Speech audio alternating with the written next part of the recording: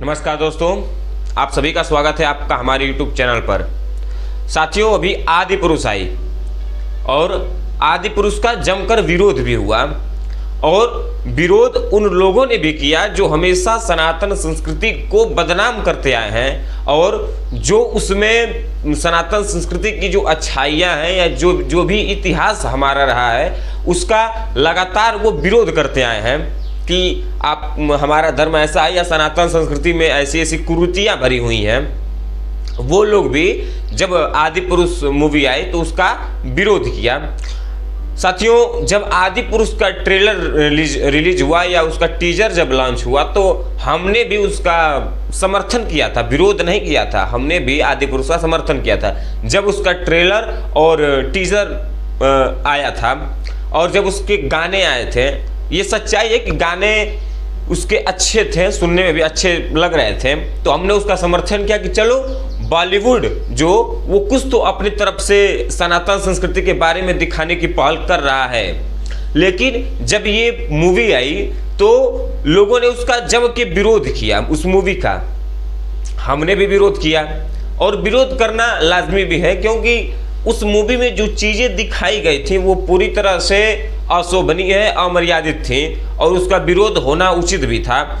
लेकिन उन लोगों ने भी विरोध किया उस मूवी का जिन्होंने हमेशा से ही सनातन संस्कृति को बदनाम किया। साथियों, अभी आदि पुरुष के बाद एक भोजपुरी के बहुत बड़े जाने माने सुपरस्टार है जिनका नाम पवन सिंह है। शायद आप लोग उनको जानते भी होंगे, भली भांति जानते होंगे पवन सिंह जी को। साथियों, उनका एक वीडियो आया है जिसका नाम है कि रोवे ले रघुराई। साथियों, ये जो गाना है वो प्रभु श्री राम जब लक्ष्मण जी को शक्ति बाण लगता है तो उस समय प्रभु श्री राम के अंदर जो पीड़ा है उसको दर्शाता है कि उनके अंदर कितनी पीड़ा भरी हुई है। अगर हम रामानंद सागर जी द्वारा रचित अगर रामायण देखें तो उसमें एक मतलब बहुत छोटा सा डिप में, क्योंकि वो बड़ा एपिसोड था उसको बहुत अधिक नहीं ले जाया गया, लेकिन जो प्रभु श्री राम के अंदर जो पीड़ा भरी हुई है वो उस गाने में रोवे ले रघुराई इस गाने के माध्यम से हम लोगों को बताया पवन सिंह जी ने या जो लेखक थे।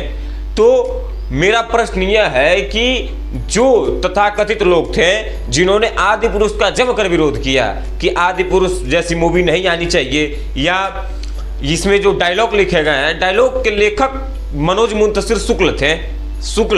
ये मनोज मुंतशिर वही मनोज मुंतशिर हैं जो आज के कुछ महीने या कुछ साल कह लीजिए, कुछ साल पहले मनोज मुंतशिर हुआ करते थे, लेकिन आज वही मनोज मुंतशिर शुक्ल हैं। और मेरा यह मानना है कि ये शुक्ला लग जाने के कारण उनका बहुत ही अधिक विरोध हुआ। अगर यही मनोज मुंतशिर शुक्ल है जिन्होंने बाहुबली को भी, जो बाहुबली का जो पूरा डायलॉग था ये उसको भी ये लिखे थे, लेकिन आप और हम यह नहीं जानते थे कि जो बहुत डीप लोग होंगे जो मूवी वगैरह में बहुत डीप में जाते होंगे उनको ये पता होगा कि बाहुबली का जो डायलॉग था वो मनोज मुंतशिर ने लिखा होगा। ये खास क्या बहुत लोगों को नहीं पता था। तो मनोज मुंतशिर का विरोध होना जरूरी था। अगर विरोध नहीं होता तो वो इस भावनात्मक चीज़ें जो भावना के साथ खिलवाड़ की जा रही हैं वो और उनको बढ़ावा मिलता। अब आते हैं अपने मुद्दे पे कि जो पवन सिंह जी द्वारा जो मूवी निकाली गई है। साथियों, मूवी नहीं, जो ये सॉन्ग निकाला गया है। साथियों, ये जो गाना है ये वाकई में रामायण में जो प्रभु राम के अंदर भावना है उसको प्रदर्शित किया गया है। आप आदि पुरुष देखिए तो उसमें राम जी को एकदम जैसे उन शक्तिविहीन दिखाया गया है एकदम। और रावण क्या क्या बताया जाए उसका छोड़िए, आदि पुरुष को छोड़ दीजिए। अब आते हैं हम लोग इस पे रोवे ले रघुराई। साथियों, रामायण की अगर बात की जाए तो हमारे रामायण में रामायण केवल एक इतिहास नहीं है साथियों, रामायण एक सीख है, जो एक शिक्षा है। किसकी? रामायण एक प्रेम सिखाता है, जो एक भाई से एक भाई का प्रेम। राम जी, लक्ष्मण जी, राम जी यह सोचते हैं कि अगर आपको कुछ हो गया, लक्ष्मण जी को अगर कुछ हो गया, तो हम घर जाके अपनी तीनों माता श्री से क्या जवाब देंगे उनको, जब उनका प्रश्न आएगा कि हमारा पुत्र या आपका भाई लक्ष्मण कहाँ है। क्योंकि जो वनवास हुआ था वो केवल प्रभु श्री राम को हुआ था, और लक्ष्मण जी ने महल का सारी सुविधाएं त्याग कर अपने भाई के साथ वन में जाना स्वीकार किया।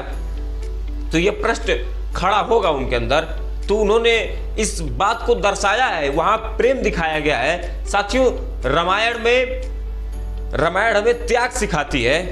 किसका त्याग? एक भाई जिसको पूरी आजादी थी कि वो अयोध्या पे राज कर सके, भरत जी को, लेकिन भरत जी ने खुद राजा न बनकर प्रभु श्री राम के खड़ाऊ को रख कर पूरा राज संभाला। रामायण हमें शिक्षा देती है मर्यादा की, जो माता सीता जी से हमें मिलती है।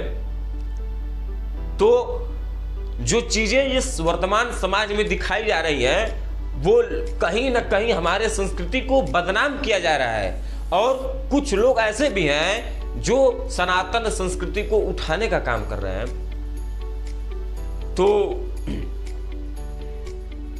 तो जैसा आप इस वर्तमान समय में देखते हैं कि ऊंच नीच का जो भेद है साथियों, हमारा जो आज का वर्तमान समय है, या हिंदू समाज जाति प्रधान देश कभी नहीं हुआ, जाति प्रधान राष्ट्र कभी नहीं था, ये कर्म प्रधान देश था, ये कर्म से चलता था। जैसा आपका कर्म होगा वैसी आपकी स्थिति रहेगी। प्रभु श्री राम हमें ऊंच नीच की भावना को खत्म करते हैं। वो हमें सिखाते हैं कि एक भगवान, आप भगवान ही क्यों ना हो, लेकिन प्रेम के आगे आपको सबरी का जूठा बेर भी खाना पड़ेगा। प्रभु श्री राम ये हमें सिखाते हैं साथियों। रामायण हमें उस संघर्ष को भी दिखाता है कि एक अकेला वनवासी पूरी लंका को समाप्त करने की क्षमता रखता है, और बहुत सारी चीजें हैं जो रामायण से हमें सीख मिलती हैं साथियों। ये चीजें जो मैं आपको बता रहा हूं, ये चीजें मनोज मुंतशिर शुक्ल हो या जितने भी ज्ञाता लोग हों, उन सभी को ये बातें पता थी और पता भी है, लेकिन अब उनके दिमाग में क्या भरा हुआ था, वो क्या दिखलाना चाहते थे समाज को, कि वही जाने। और आदि पुरुष जैसी फिल्में आने वाले समय में न बनाई जाए, और कोई भी डायरेक्टर हो, कोई भी प्रोड्यूसर हो, कोई भी हो, ऐसी फिल्मों को प्रमोट ना करे जो फिल्में हमारे समाज को, हमारे धर्म को, हमारे सनातन